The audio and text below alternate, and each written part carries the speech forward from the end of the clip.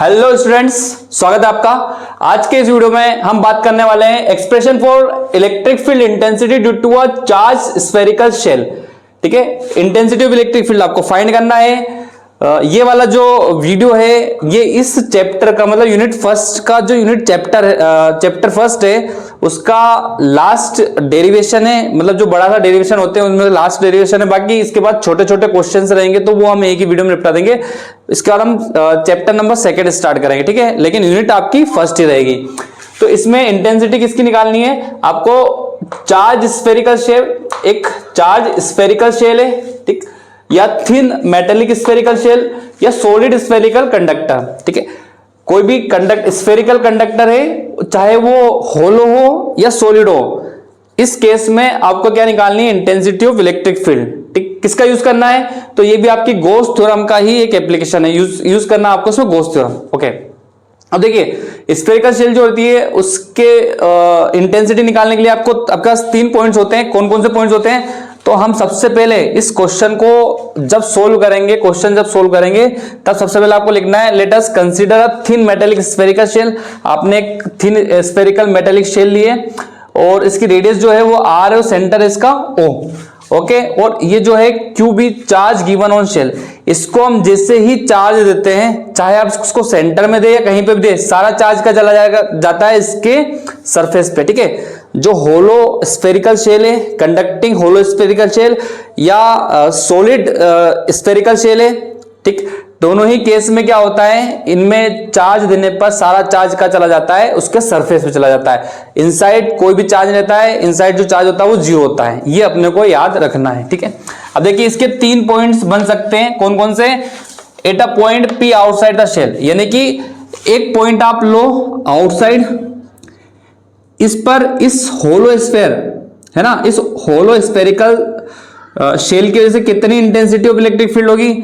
Second point है at a point surface of shell. आप एक पॉइंट का ले सकते हो, इसके सरफेस पे ले सकते हो।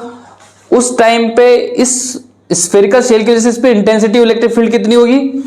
और थर्ड पॉइंट है at a point inside the shell. एक पॉइंट आप अंदर ले लीजिए, इस पॉइंट पर इंटेंसिटी ऑफ इलेक्ट्रिक फील्ड क्या होगी। तो आपको तीनों ही पॉइंट पर intensity of electric field find करना है। आपका कंडक्टर, स्फेरिकल कंडक्टर, चाहे सॉलिड हो या होलो हो, स्फेरिकल शेल हो, जो भी हो, सबका आंसर एक ही आने वाला। ठीक है, डेरिवेशन मतलब क्या होगा? एक ही। आपसे सिर्फ एक के लिए पूछे, किसी भी एक के लिए पूछे, थिन के लिए पूछे, स्फेरिकल शेल के लिए पूछे, सॉलिड स्फेरिकल कंडक्टर के लिए पूछे, सबका आंसर आपको एक ही देना है ना, अलग अलग आंसर नहीं देना है। ठीक है, तो सबसे पहला पॉइंट हम लेते हैं, सबसे पहले हम ले लेते हैं condition number first. Condition first क्या है?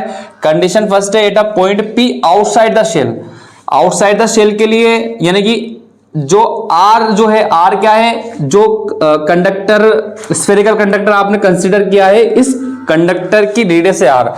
और अब पॉइंट का ले रहे हैं आप? आउटसाइड ले रहे हैं। आउटसाइड ले रहे हैं तो जो भी आउटसाइड आपने पॉइंट लिया, मान लो हम ले लेते हैं सबसे पहले पॉइंट P, ये हमने लिया आउटसाइड।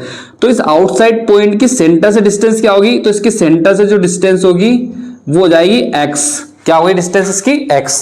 ठीक है, अब हमको यदि इस पे इंटेंसिटी इलेक्ट्रिक फील्ड फाइंड करना है गॉस थ्योरम से, तो हम एक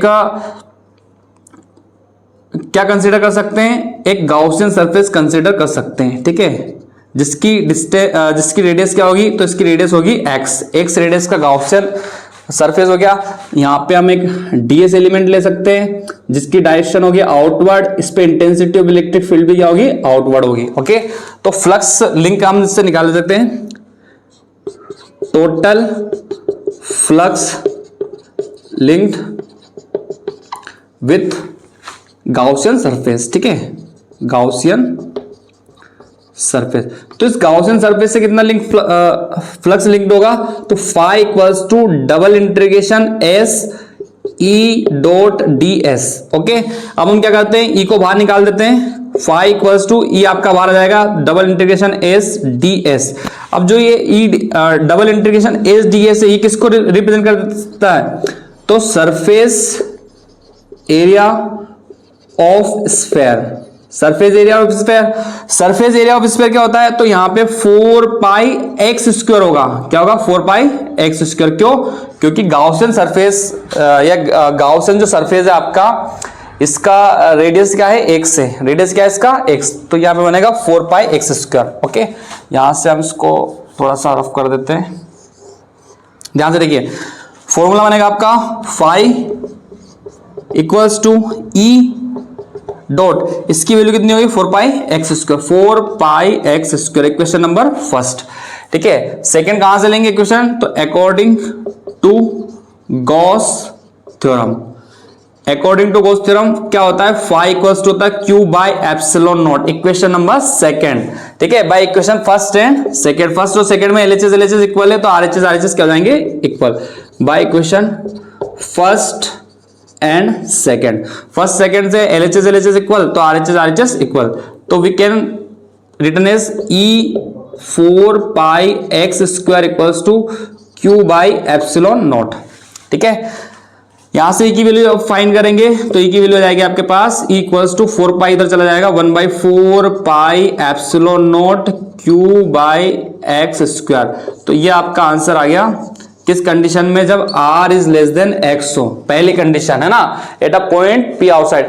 पॉइंट p अगर इस स्फेरिकल शेल के आउटसाइड हो, p पॉइंट क्या हो, आउटसाइड हो, उस टाइम पे इस स्फेरिकल शेल की वजह से इस पॉइंट p पर इंटेंसिटी ऑफ इलेक्ट्रिक फील्ड क्या होगी, तो इंटेंसिटी ऑफ इलेक्ट्रिक फील्ड होगी E equals to 1/4 pi epsilon not Q by x square. ठीक है, इसको दे दीजिए आप equation number third, equation number third. Okay, अब हमको क्या करना है कि हमको पॉइंट सेकेंड वाला सोल्व करना है, तो मैं यहां से कुछ इसको रफ कर देता हूं।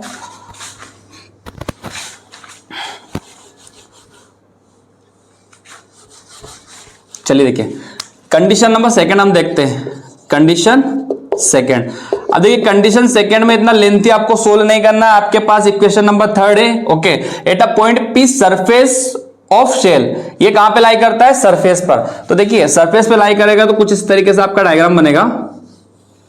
चलो पॉइंट पी कहां गया, पॉइंट पी आ गया सरफेस पे, पॉइंट पी कहां गया, सरफेस पे।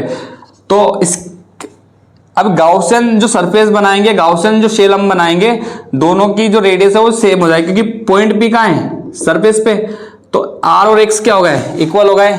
r इक्वल्स टू क्या हो गया, x। तो r इक्वल्स टू x हो गया। तो using equation number, using equation third, equation third में x के रख देते हैं r। तो E equals to 1/4 pi epsilon not Q by R square. ये आपका आंसर आ गया, इसको दे दिए इक्वेशन नंबर 4। ओके, ये आ गया equation number 4।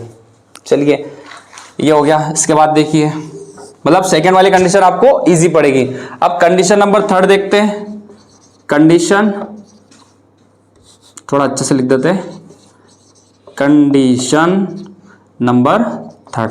Condition number third क्या है, r is greater than x। r बड़ा हो जाए, r कैसे बड़ा होगा, r बड़ा कैसे होगा, तो r इससे बड़ा होगा at a point inside the shell. अब पॉइंट कहां हो, इनसाइड द शेल, यानी कि ये पॉइंट p को हम ले जाते हैं inside the shell. Point p को लेकर इनसाइड द शेल, कहीं यहां रख दिया हमने इनसाइड द शेल। ठीक है, तो इसकी रेडियस क्या हो जाएगी, x हो जाएगी, x हो जाएगी। यहां पे गाउसियन शेल हम बनाएंगे, गाउसियन स्फीयर हो जाएगा ये। ठीक है, ओके।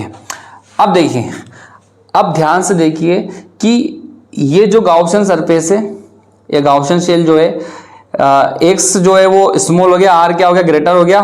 ठीक है, तो जो चार्ज है वो तो कहाँ रहेगा, आउटवर्ड रहेगा, तो सरफेस पे रहेगा, बाहर वाली सरफेस रहेगा, अंदर चार्ज हो जाएगा, वो जाएगा जीरो। चार्ज क्या हो जाएगा, जीरो। अगर चार्ज जीरो हो गया तो फाई का जो फॉर्मूला होता है गॉस थ्योरम से, वो होता है क्यू बाई एप्सिलॉन नॉट। लेकिन चार्ज क्या है, चार्ज क्या है यहाँ पे, चार्ज तो है जीरो, चार्ज क्या है, जीरो।